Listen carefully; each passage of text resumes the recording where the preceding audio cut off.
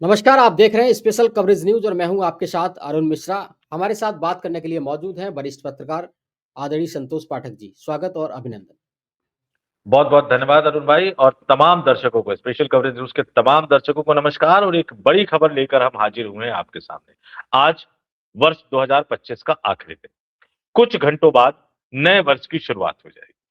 हालांकि भारतीय जनता पार्टी का इकोसिस्टम आपको ये बताने की कोशिश करेगा कि ये आंग्ल नव वर्ष है, लेकिन प्रधानमंत्री भी कहते हैं ना, भोरे भोरे तड़के तड़के आपको बधाई देते हुए नजर आएंगे नव वर्ष की। तो उत्साह के साथ मनाइए, उमंग के साथ मनाइए, और ये आने वाला नया साल हम तमाम लोगों के लिए अच्छी अच्छी खुशखबरियां लेकर आए। रोजगार को लेकर, स्वास्थ्य को लेकर, शिक्षा को लेकर, प्रशासन की संवेदनशीलता को लेकर, और ये जो अधिकारी अंग्रेजों से भी ज्यादा कहीं कठोर होते जा रहे हैं आम जनता को लेकर, थोड़ा सा इनके रवैये में बदलाव आए। लेकिन एक बड़ी राजनीतिक खबर हम आपके सामने लेकर आए हैं। और अरुण भाई, थोड़ा सा आज मैं आपसे क्षमा के साथ मैं कहूंगा कि एक एक करके मैं शुरुआत करता हूं इसकी। तो अरुण भाई, सबसे पहले जो बड़ा बवाल शुरू हो गया उत्तर प्रदेश में, ब्राह्मण राजनीति से शुरू हुआ, प्रेस रिलीज जारी हुई, फिर मथुरा गए, कृष्ण की नगरी में तो बयान दे दिया। अब लखनऊ में हलचल हो गई, आरएसएस की एंट्री हो गई, धड़कने प्रधानमंत्री नरेंद्र मोदी की बढ़ गई कि उम्र के इस पड़ाव में कहीं 75 वर्ष में रिटायर ना होकर उन्होंने कोई गलती तो नहीं कर दी। कहीं ऐसा तो नहीं है कि 2029 के लोकसभा चुनाव में उनको चुनाव हरवाने की एक बड़ी साजिश रची जा रही है।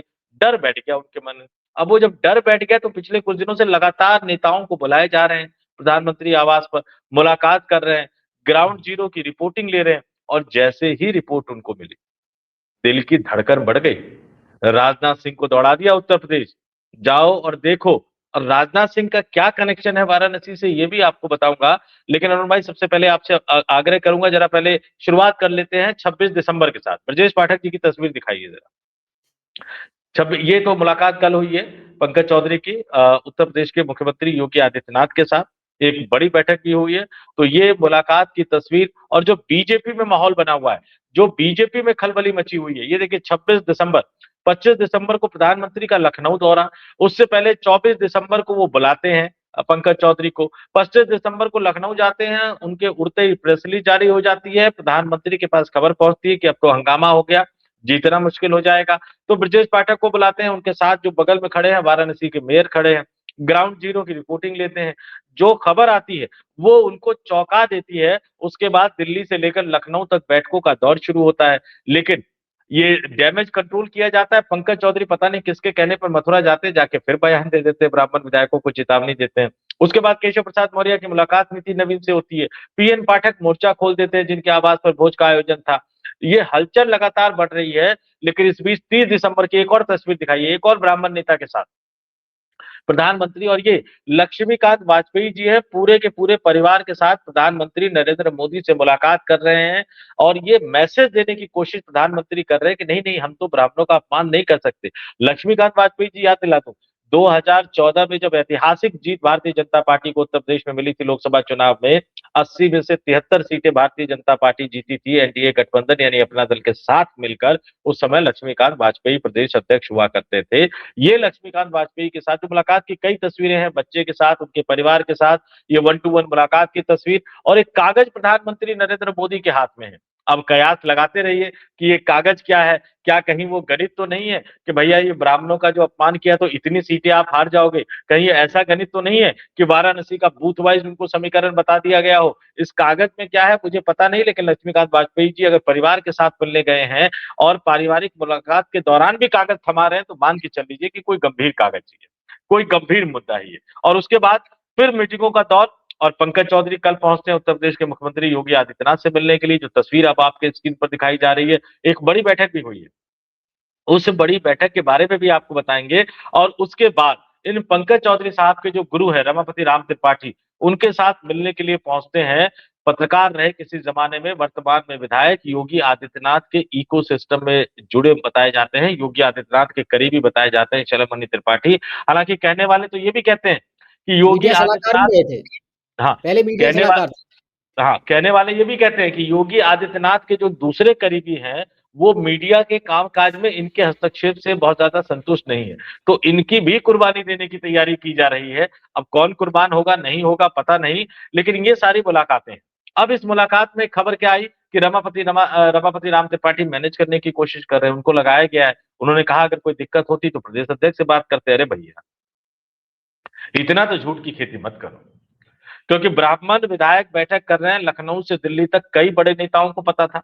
ब्राह्मण विधायक बैठक करके अपनी बात रखना चाह रहे, उस कार्यक्रम में उन्होंने बकायदा प्रदेश अध्यक्ष पंकज चौधरी को न्योता दिया था, और पंकज चौधरी ने कहा भी था कि एक पश्चिमी उत्तर प्रदेश के विधायकों की बैठक है, उस बैठक के बाद मैं आने की कोशिश करूंगा। और पंकज चौधरी उस बैठक में जाने की कोशिश भी कर रहे थे, लेकिन अचानक जैसी खबर आई कि योगी जी नाराज है, उनके अधिकारी फोन करके ब्राह्मण विधायकों को हड़का रहे हैं, तो डर तो सबको लगता है। तो जी। उन्होंने कहा कौन इन झमेले में फंसे, नहीं गए। चलिए वहां तक ठीक था, नहीं गए। प्रेशर पड़ा, दबाव पड़ा, तो ब्राह्मण विधायकों के खिलाफ प्रेस रिलीज जारी कर दिया भारतीय जनता पार्टी में। इससे पहले कभी ऐसा नहीं हुआ। है हिम्मत, कल ही कल्याण सिंह के बेटे ने बैठक करी लोक जाति की। है हिम्मत पंकज चौधरी और योगी आदित्यनाथ में उनके खिलाफ कार्रवाई करने की। है हिम्मत भारतीय जनता पार्टी में उनके खिलाफ कार्रवाई करने की। नहीं हिम्मत है, कांप जाएंगे। लेकिन कमजोर प्राणी मिले ब्राह्मण विधायक, तो आपने उनके खिलाफ कार्रवाई कर। तो उस कार्रवाई के बाद ये बैठकों का सिलसिला, लगातार बैठकों का सिलसिला, रमापति राम त्रिपाठी मैनेज कर पाएंगे? मैं सीधे बता रहा हूं, न ब्रजेश पाठक से मैनेज होगा, न रमापति राम त्रिपाठी से मैनेज होगा, न लक्ष्मीकांत वाजपेयी से मैनेज होगा, न शलभ मणि त्रिपाठी से मैनेज होगा, क्योंकि ये मामला बहुत ज्यादा आगे बढ़ गया है। किसी न किसी की तो विदाई होनी होगी, किसी तो न किसी को तो विदा होना पड़ेगा। इस चीज का संदेश कहीं न कहीं मोदी तक पहुंचा है, इसीलिए मोदी लगातार यूपी के ब्राह्मण नेताओं से मुलाकात कर रहे हैं और एक राज्य सरकार को या योगी आदित्यनाथ को संदेश देना चाहते हैं कि मामला काफ़ी बिगड़ चुका है, हालात काफ़ी बिगड़ चुके हैं। देखिए बिल्कुल, और उन मुलाकातों के बीच में एक मुलाकात नितिन नवीन से केशव प्रसाद मौर्य की भी होती है। केशव प्रसाद मौर्य मिलते हैं, उस मुलाकात की तस्वीर को पोस्ट करते हैं। उसके कुछ घंटे बाद पीएन पाठक पंकज चौधरी और योगी आदित्यनाथ के खिलाफ मोर्चा खोलते हुए पोस्ट कर देते हैं कि भाई ब्राह्मण विभाजन की राजनीति नहीं करता, ब्राह्मण तो एकता की राजनीति करता है, ब्राह्मण बांटता नहीं। उसके बाद केशव प्रसाद मौर्य प्रयागराज की धरती पर होते हैं। जिस माघ मेले के तैयारियों की बैठक योगी आदित्यनाथ पहले ही लखनऊ से कर चुके थे, उसी माघ मेले की तैयारियों को ग्राउंड जीरो पर जाकर वो देखते हैं, और योगी आदित्यनाथ के करीबी अधिकारी उनके द्वारा अपॉइंट किए गए प्रयागराज के डीएम को हड़काते हुए नजर आते हैं। इन तमाम चीजों के बीच कुछ तो बड़ा होने वाला है, सही में कुछ बड़ा होने वाला है। और ये बड़ा होगा कब? ये माघ मेले के दौरान ही बड़ा हो सकता है। और एक बात मैं अपने दिल की बताना चाहूंगा, जरूर तमाम दर्शकों को बताना चाहूंगा, प्रयागराज में महाकुंभ में जो हुआ वो आज तक मेरी आंखों से ओझल नहीं हो पाता। मैं भूल नहीं पाता कि कैसे इस देश के एक बड़े राज्य के मुखिया जो कि प्रधानमंत्री बनना चाहते हैं, वो भगदड़ की संख्या को छुपाएंगे, वो भगदड़ में मारे गए लोगों की संख्या को छुपाएंगे, वो उचित संख्या ना आए इसको छुपाने के लिए जो है वो कैश मुआवजा लोगों तक पहुंचाएंगे पुलिस वालों के जरिए। आज से पहले इस देश के इतिहास में कभी ऐसा नहीं हुआ, और योगी आदित्यनाथ के माथे पर एक ऐसा कलंक लग गया जिसको वो कभी धो नहीं पाएंगे। तो प्रयागराज का जो माघ मेला है वो शुरू होने जा रहा है, लेकिन उस माघ मेले की तैयारियां भी पूरी नहीं है। क्या कर रहे हैं आप? राजनीति अपनी जगह है, महाकुंभ में क्या हुआ? माघ मेले की तैयारी पूरी नहीं है, और वो भी तब ये तैयारी पूरी नहीं है जब माघ मेले को लेकर आप बैठक कर रहे हैं, लगातार बैठक कर रहे हैं, चाहे वो सीएम हो चाहे डिप्टी सीएम हो। कौन किसको अड़काता है मुझे इस बात से कोई मतलब नहीं, कौन किसका करीबी आदमी मुझे इस बात से कोई मतलब नहीं है। लेकिन जहां करोड़ों लोग जुटने जा रहे हो, 10 करोड़ से ज्यादा लोगों के जुटने की संभावना है, वहां की तैयारी इतनी लचर। ईटीवी भारत की खबर है कि 2 दिन बाद पहला स्नान, कहीं पाइपलाइन तो कहीं चकट प्लेटें नहीं बिछी, सुविधा पर्ची जमीन की मारामारी। और जरा देखिए कि मुख्यमंत्री ने पहले बैठक ली, 15 दिसंबर तक का समय दिया। मुख्यमंत्री ने दोबारा बैठक ली, 31 दिसंबर तक का समय दिया। डिप्टी सीएम गए, उन्होंने कहा तैयारियां पूरी करो। 3 जनवरी को जो पहला स्नान पर्व है, लेकिन मेला क्षेत्र में ईटीवी भारत की खबर ये बता रही है कि अभी भी 35 से 40% का मतलब होता है लगभग आधे काम अधूरे होना।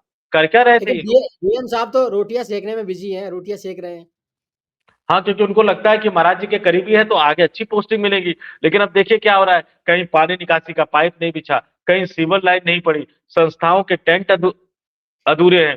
किसी संस्था का गेट बनकर खड़ा है तो किसी के टेंट नहीं लगे हैं, कहीं सामान गिरा है तो वर्कर नहीं है, कहीं सुविधा पर्ची के अनुरूप सामान नहीं है। और हद तो ये हो गई है, हालत तो ये हो गई है कि संतों को जमीन नहीं मिल रही, जमीन के लिए मेला कार्यालय में घुसकर उन्हें प्रदर्शन करना पड़ रहा है, अधिकारियों के खिलाफ प्रदर्शन करना पड़ रहा है, और सीधे सीधे ये आरोप वो लगा रहे हैं कि जो अधिकारी है वो मेले का कमर्शियलाइजेशन कर रहे हैं। अगर 50-50 साल 55-55 साल पुरानी संस्था के साधु सन्यासी कहे कि हमें जमीन नहीं मिल रहा है, तो आपको आरोप कहीं ना कहीं लगते हैं, आपके रवैये पर, आपके तमाम जो तैयारियां हैं उस पर सवाल उठते हैं। और मैं फिर कहूंगा, राजनीतिक बयानबाजी, राजनीतिक आरोप प्रत्यारोप तो चलता रहेगा, जी, भ्रष्टाचार का मामला तो चलता रहेगा। आप कई चलता तरह की तैयारियां करोगे, शटल बसें, ई रिक्शा, परिवहन निगम की बसें, अब 3800 बसें लगा दी है।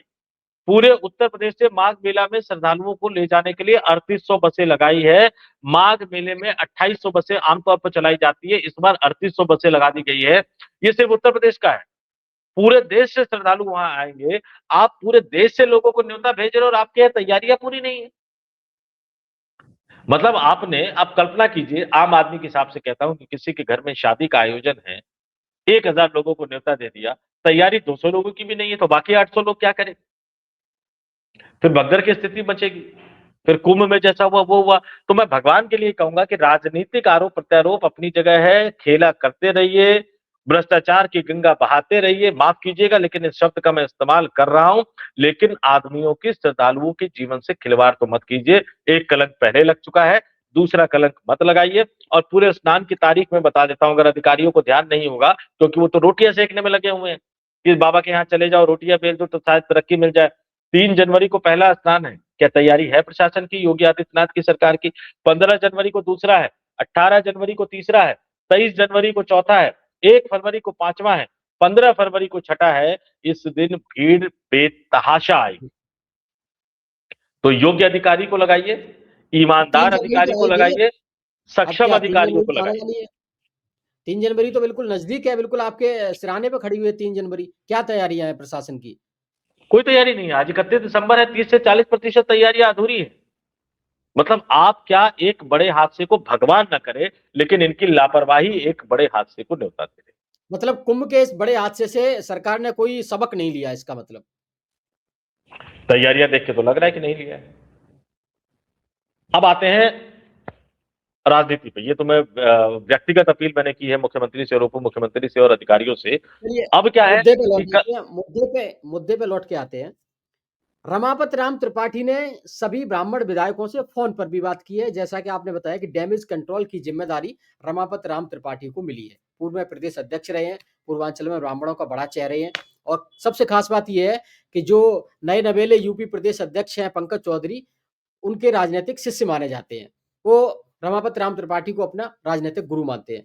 तो ऐसे में बड़ा सवाल ये उठता है वो कैसे डैमेज कंट्रोल को रोक पाएँगे? केंद्र में और राज्य सरकार के बीच में समन्वय कैसे बना पाएँगे? क्योंकि जैसा कि आपने पहले बताया कि वो बैठक में जाने वाले थे, लेकिन नहीं गए। उसके बाद में उन्होंने चेतावनी जारी की। तो इसको कैसे मैनेज करेंगे? देखिए, फोन पर जो विधायकों को कहा जा रहा है या जो खबरें छपवाई जा रही, विधायक को तो नहीं कहेंगे कि प्रदेश अध्यक्ष के सामने रखना चाहिए, क्योंकि वो तो कह देंगे कि प्रदेश अध्यक्ष को बुलाया था, वो तो आए नहीं जनाब। अखबार में खबर छपवाना एक अलग बात है, लेकिन हकीकत यह है कि मैं फिर कह दूं कि ये मसला अब भारतीय जनता पार्टी के हाथ से बाहर निकल गया है, बाजी बाहर निकल गई है। अब ये ना तो योगी का मुद्दा रह गया, ना पंकज चौधरी का मुद्दा रह गया, ना ब्राह्मण विधायकों के मान सम्मान अपमान का मुद्दा रह गया। ये उत्तर प्रदेश के उन करोड़ों ब्राह्मण मतदाताओं का मुद्दा बन गया है, और उत्तर प्रदेश ही नहीं, इसका असर मध्य प्रदेश, राजस्थान, छत्तीसगढ़, बिहार, जहां जहां भारतीय जनता पार्टी की सरकारें हैं, हर जगह इसका असर पड़ता हुआ नजर आएगा। और प्रधानमंत्री की चिंता उत्तर प्रदेश की बजाय फिलहाल वाराणसी ज्यादा है, और इसलिए उन्होंने राजनाथ सिंह को एक तरह से काम पे लगा दिया है, या यूं कहूं कि राजनाथ सिंह को दौड़ा दिया है। और राजनाथ सिंह जो है वो उत्तर प्रदेश की धरती पर गए। राजनाथ सिंह अब योगी आदित्यनाथ को समझाने के लिए गए। राजनाथ सिंह यानी रक्षा मंत्री राजनाथ सिंह आज उत्तर प्रदेश के मुख्यमंत्री योगी आदित्यनाथ के साथ अयोध्या के दौरे पर थे। अयोध्या में रामलला की प्राण प्रतिष्ठा की दूसरी वर्षगांठ मनाई जा रही है। रक्षा मंत्री ने, सबसे पहले रक्षा मंत्री और योगी आदित्यनाथ ने हनुमानगढ़ी पहुंचकर पूजा अर्चना की, इसके बाद राम मंदिर में रामलला के दर्शन किए। उसके बाद आगे जाकर रामलला के दर्शन के बाद राजनाथ माता अन्नपूर्णा मंदिर पहुंचे, मंदिर के शिखर पर धर्म ध्वजा फहराई, और उसके बाद राजनाथ और योगी ने हनुमानगढ़ी की परिक्रमा भी की। आगे जाकर राम मंदिर परिसर के अंगन टिला भी गए, वहां पे कार्यक्रम को एक तरह से संबोधित भी किया, ये तमाम चीजें की। राजनाथ को उत्तर प्रदेश भेजना, इसका मतलब सिर्फ एक ही है कि योगी आदित्यनाथ को अब राजनाथ के बहाने ये समझाने की कोशिश की जा रही है कि मामले को इतना ज्यादा मत खींचिए खींचिए ब्राह्मण विधायकों वाले मसले को बहुत ज्यादा तूल मत दीजिए, अपनी कार्य प्रणाली बदलिए, अपनी कार्यशैली बदलिए, नहीं तो प्रधानमंत्री के साथ जो आपका समझौता हुआ है कि चुनाव तक आप मुख्यमंत्री बने रहेंगे, फिर ऐसा प्रधानमंत्री कर नहीं पाएंगे। और याद दिला दूं मैं आपको कि अभी तक इस पूरे प्रकरण में जिस व्यक्ति के बारे में कहा जाता है कि वो संगठन चलाते हैं, सरकार चलाते हैं, जिस व्यक्ति के बारे में कहा जाता है कि उन्होंने अपने करीबी नितिन नवीन को राष्ट्रीय कार्यकारी अध्यक्ष बनाया, अगले पूर्णकालिक अध्यक्ष बनेंगे 20 जनवरी के बाद, जिस व्यक्ति के बारे में कहा जाता है कि उन्होंने योगी आदित्यनाथ को उनकी ही चाल में फंसाकर कुर्मी प्रदेश अध्यक्ष भेज दिया पंकज चौधरी के बहाने, वो व्यक्ति यानी अमित शाह इस पूरे प्रकरण में खामोश है। ऐसा लगता है कि उन्होंने प्रधानमंत्री नरेंद्र मोदी को छोड़ दिया है कि जाइए आप निपटिए, आप ही का रायता फैलाया हुआ है, आप ही के बंदे हैं, निपटिए। लेकिन अमित शाह की एंट्री से पहले राजनाथ सिंह को भेजना ये नरेंद्र मोदी की एक आखिरी कोशिश है ताकि मामले को पूरी तरह से सेटल किया जाए। पहले ब्रजेश पाठक से मिलना, फिर लक्ष्मीकांत वाजपेयी से मिलना, फिर राजनाथ सिंह को दौड़ाना, आरएसएस के नेताओं के साथ लखनऊ में योगी आदित्यनाथ, ब्रजेश पाठक, केशव प्रसाद मौर्य की एक बड़ी बैठक होना और तय मानकर चल लीजिए कि आने वाले 2-3 दिनों में महेंद्र नाथ पांडे से भी प्रधानमंत्री नरेंद्र मोदी मिलते हुए नजर आएंगे, क्योंकि वाराणसी का चुनाव जीतने के लिए ब्राह्मण मतदाताओं को लुभाना जरूरी है, जिसके लिए उन्हें महेंद्र नाथ पांडे की जरूरत पड़ती है, क्योंकि वो बीएचयू के छात्र नेता रहे हुए हैं, उसके बगल के चंदौली सीट से चुनाव जीतते रहे हैं, इस बार हार गए हैं। इस बार हार गए।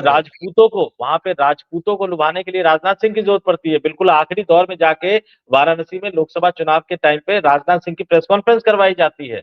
तमाम नेताओं की उनको जरूरत पड़ती है, क्योंकि वो जानते हैं कि वाराणसी एक गुलदस्ता है और सबको साधे बिना वाराणसी की लोकसभा सीट जीती नहीं जा सकती।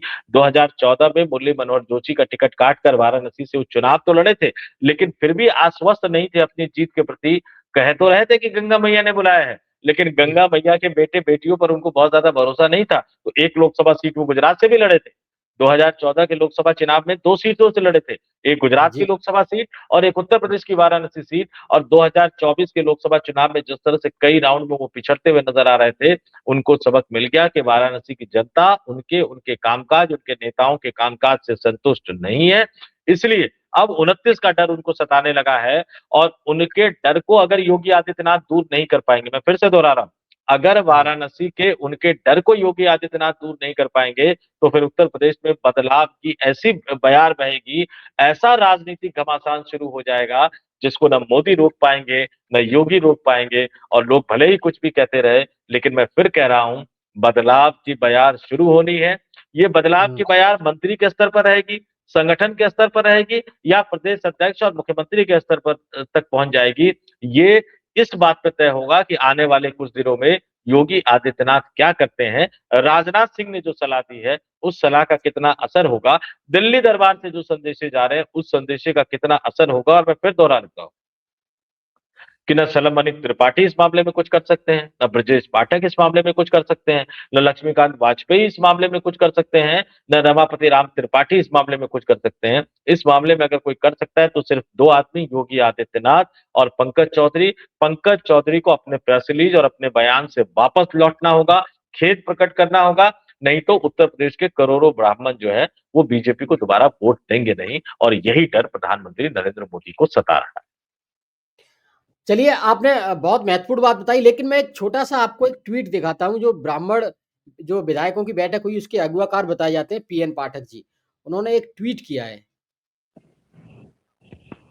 उस ट्वीट के बारे में ये, ये वही तो ट्वीट है। क्या ये पंकज चौधरी को जवाब दिया है उन्होंने? बता दिया है कि हम नहीं मानेंगे? अरुण भाई, ये यही वही ट्वीट है जिसका जिक्र मैं कर चुका हूं। 29 दिसंबर को 2:42 पर पीएन पाठक साहब ने पोस्ट किया, और यही 29 दिसंबर की तारीख है जिस दिन सुबह 10:02 या 3 मिनट के आसपास केशव प्रसाद मौर्य ने नितिन नवीन के साथ दिल्ली में हुई मुलाकात की तस्वीर को शेयर किया था। यानी 10 बजे के संदेश साफ लगभग, है, ऊपर से हाँ, संदेश दस साफ मिल बजे के चुकी है। 10 बजे के लगभग नितिन नवीन और केशव प्रसाद मौर्य की मुलाकात हुई, और उसके बाद केशव प्रसाद मौर्य रवाना हो जाते हैं प्रयागराज की तरफ। और इसके कुछ घंटे बाद पीएन पाठक साहब का ये पोस्ट आ जाता है जिसका मैं जिक्र कर रहा हूं कि ब्राह्मण जो है वो ब्राह्मण का धर्म समाज को जोड़ना है, विभाजन करना नहीं है। और सनातन परंपरा में ब्राह्मण को समाज का मार्गदर्शक, विचारक और संतुलन करता माना गया है। और पंकज चौधरी को और योगी आदित्यनाथ को सीधा जवाब दिया उन्होंने, जहां ब्राह्मण एकत्र होता है वहां ज्ञान, विवेक और चिंतन का मंथन होता है, जो हिंदू समाज को सशक्त बनाता है। यानी एक बड़ी चेतावनी पंकज चौधरी और योगी आदित्यनाथ को दे दी। और इसके कुछ ही घंटे बाद केशव प्रसाद मौर्य प्रयागराज में योगी आदित्यनाथ के डीएम को हड़काते हुए नजर आते हैं कि सतुआ बाबा की रोटी में उलझने से काम नहीं होगा, सबका ख्याल जी। रखिए। लेकिन मैं फिर ये कह रहा हूं, राजनीति करते रहिए, संदेशा देते रहिए, लेकिन चाहे योगी आदित्यनाथ हो, चाहे केशव प्रसाद मौर्य हो, चाहे ब्रजेश पाठक हो, चाहे नरेंद्र मोदी हो, चाहे राजनाथ सिंह हो, चाहे अमित शाह हो, चाहे जेपी नड्डा हो, चाहे नितिन नवीन हो, इस बार माघ मेला सकुशल निपट जाए, इस बात का ख्याल इन सबको रखना होगा, क्योंकि जिम्मेदारी इन सब की होगी। योगी आदित्यनाथ कितने सक्षम है ये तो कुंभ के समय सबको पता लग गया था। ये तो सबको चलिए पता लग गया था। चलिए, आपका बहुत-बहुत आभार। बहुत महत्वपूर्ण खबर आपने बताई। हालाँकि ये जो सियासी उबाल है, ये कहाँ पर जाकर खत्म होगा, ये तो आने वाला वक़्त बताएगा। इसके लिए आज के लिए सिर्फ़ इतना ही। आपका बहुत-बहुत आभार। धन्यवाद। बहुत बहुत आभार, धन्यवाद।